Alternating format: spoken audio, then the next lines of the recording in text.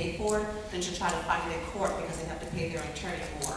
But it's a real lengthy process for you, so you want to do as much as you can to protect yourself. If your credit card information or ID is stolen, you want to be very careful and be sure to contact the authorities as soon as possible, starting with the Chicago Police Department and University Police as well, so that there are mutual reports, and be sure, even if you feel a little embarrassed because you left it out and got took, you should still tell somebody, right? The big deal that happens is sometimes we're embarrassed because we got scammed or we left something and it was stolen. But if you don't say anything, the person that scammed you is just laying in wait for the next person. So you're not just filing a report because your something was taken. You're filing a report so that we can prevent the next person from having the same trouble. Okay? Now, I want to talk a little bit about our computer security, and then I'll start a little bit of closeout if I can. Your computer security is a big deal. Obviously, we have our IT services that does a lot to protect the security of your materials and your items. But because we have such a broad bandwidth, and because we have, we're trying to have so much speed connected to our computers, some of you may receive scam messages through your email box or through your Yahoo accounts. As you may or may not have heard, Yahoo had a breach in its security. There were millions of Yahoo accounts that were stolen. When I say millions, there were millions. If you have a Yahoo account and you were asked to change the password information for your Yahoo account, you have been affected. If you receive that message, you have been directly affected. So you should be changing the passwords for your Yahoo account. I would recommend you change all of your password accounts on all accounts. So if you have a different kind of internet service or a different email service, begin the process of changing those passwords. And then, my friends, because you're not 50, I'm just going to say this for myself, write the new password down. Because I still can't remember. I'm breaking into my own system every other Friday because I don't remember what the passwords are. So write that password down. I'm also talking to you because these fake employers are spending a lot of time attacking students who are looking for jobs. This is a really tough kind of crime, and so I want to talk a little bit more about why we keep harping on this.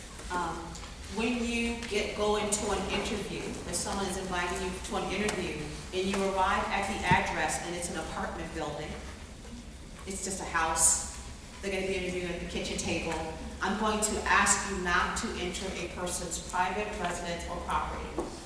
Even if they are an at-home business, you should meet them for coffee someplace or in the library. Now that sounds, again, pretty logical, but we have had people who've gone in for babysitting jobs, nanny care services, senior care services to meet the family in the home.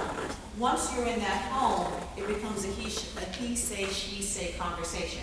We don't know what happened because that didn't transpire in a public place. We don't want you to be a victim in any way, form, or fashion. So we ask you that you only do your interviews in very public places until you have a rapport.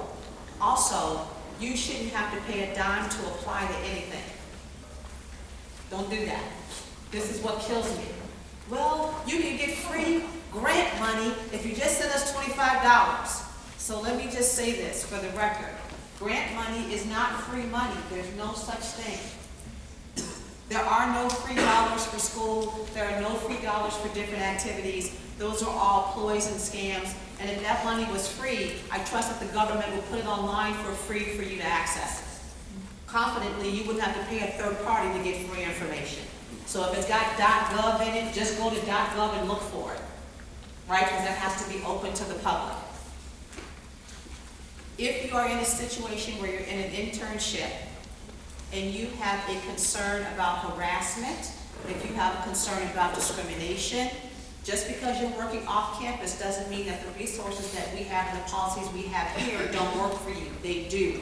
When you're working at a site and you get uncomfortable, you can come right back here and talk to anyone in my office. You can talk to any Title IX officer. That goes for male and females, right? Both can be harassed sexually. If you have a concern about discrimination in the workplace, then you can actually use the services of our institution, and we will partner with you or go ahead of you to have conversations to support you in the workplace. Doesn't matter where you are, right? If you're in a study abroad program, you should be there with faculty who can support you if you have a concern. Any questions about that?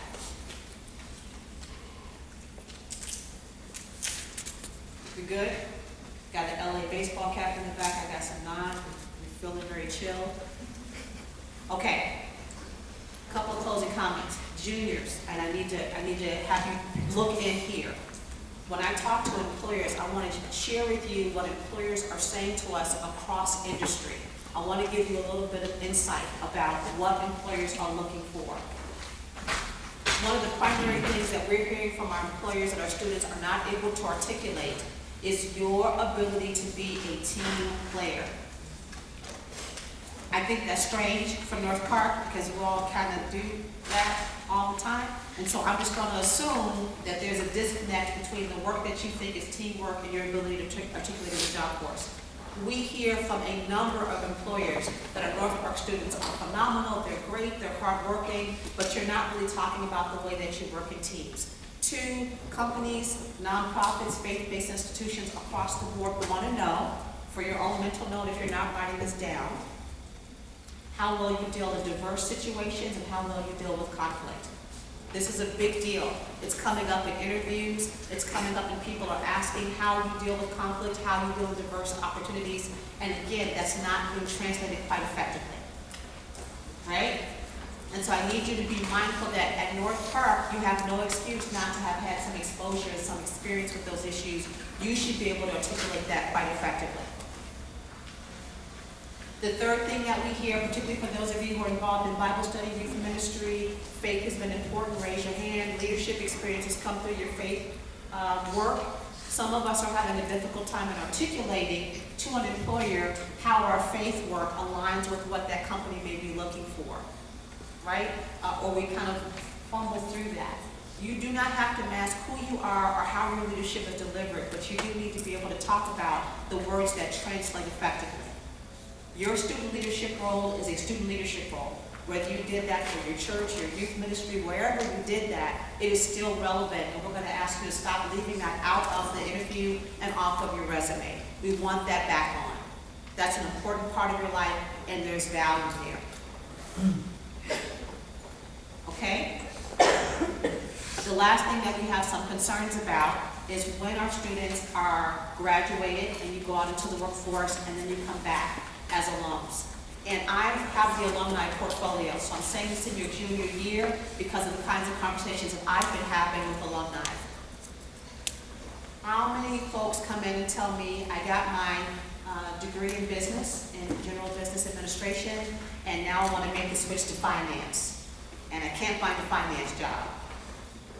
What might be the problem with that scenario? Anybody? You get a degree in finance? Well, there you have it. Who said that? Goofy dolls around, right? Didn't get that degree in finance. But the idea somehow is that I have this degree in business, ergo it should prepare me for an opportunity in finance. So I want to say this to you with all earnest. You are not simply graduating with the class of North Park University. You are graduating with the class of every graduate from across the country who may or may not be looking for a job in Chicago. And so you're going to have to be very specific in articulating what your skill set is and how you are unique based on all of the other applicants who may be looking for that position. So I'm talking to you now with such fervor because in your junior year, this may be the last opportunity that you have to make any adjustments or pick up classes or concentrations that will give you the opportunity to look at different opportunities after graduation. In other words, come to see someone in my office, please. If you're trying to figure that out, if you think there might be 2 or 3 things that you're interested in but you're not sure, I would hate for you to go through the next 2 years in preparation only to pick up the want ads in your senior year and have absolute heartache because your degree doesn't quite meet that bill. You haven't quite met that eligibility. Or you could have had an internship that got you closer to that, but you missed the opportunity because you graduated. Right? So I want to be sure that you hear that as juniors, because as alums, when I'm talking to you, as alums, we've lost some time. It's not impossible, but many of the students that I'm talking to that are graduated, I'm telling them to go back to school. That's hurt. I know that hurts, right? A lot of people don't want to hear that, but that may be the only angle that they have. Are there any questions about anything that we've talked about today? So before anybody, yes, please. Is an internship also considered as a research with the professor? It can be. It can be. If the professor is willing to sign off on a memorandum of agreement, they have to go through the same internship process. And you have to do as many hours in that research project as you would in an internship. So it has to mirror that process. Don't get busy and leave. We still got a lot of time. I'm great for that in my classroom. Don't get excited. I'm just like a Baptist preacher. I have 7 closings. Don't panic. Okay? First and foremost, those little slips of paper that you have for Career Advantage, fill them out. 2, where are the notepads that are being passed around for attendance? Just raise them up in the air. There's one in the back. There should be another one floating around someplace. Where is it? Second one, I want you to pass them back around.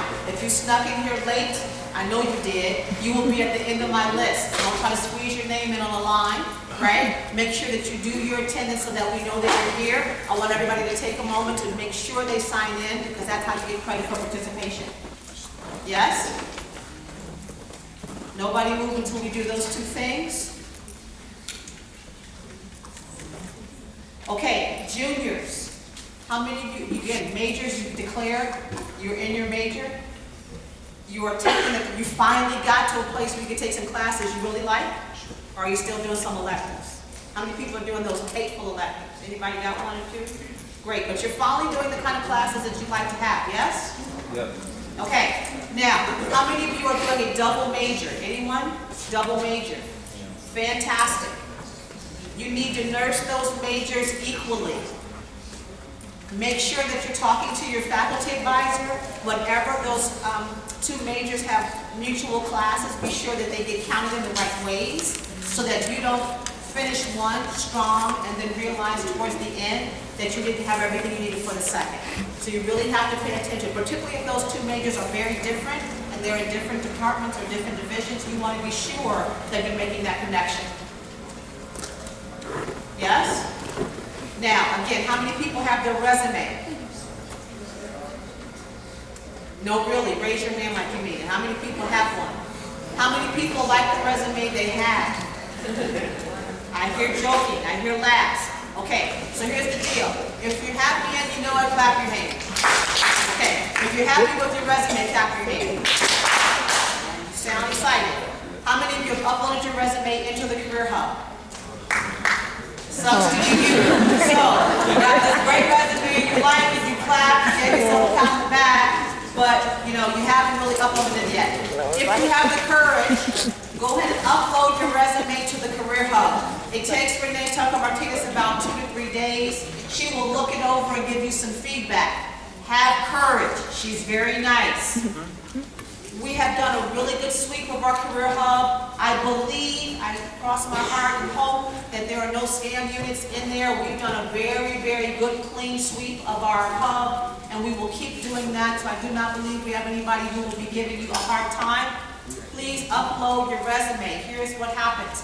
When we have employers on campus and they want to know where potential internship candidates are in their field of interest, I would love to be able to go into my Career Hub and pull up your information and call you and say, hey, I've got a person in marketing here from Leo Burnett. Would you like to meet them?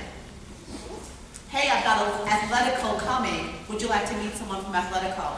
Or we've got someone from the Bulls on campus. They may not be having a cool season out of the Rose, I don't know. But I would do an internship with them. That would be fine. Would you like to meet them? So if you upload your resume, then I can actually reach out to you and let you know that the employers are on campus.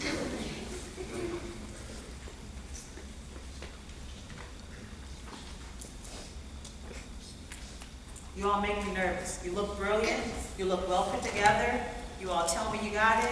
And then you come in my office and you are on suicide watch. Lord have mercy. I don't know.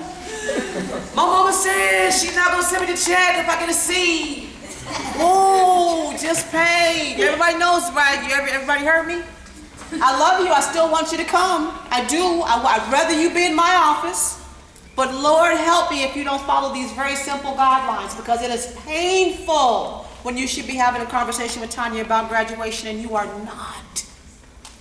Any international students that have not worked with Sumi Song yet or Ida Hibben? Okay? No other questions? Don't anybody move yet. We will be releasing in an orderly fashion because I need to collect papers from you all. If I don't get the papers, it's gonna suck to be me. As you depart from the back row only, front row people chill, we're getting out early.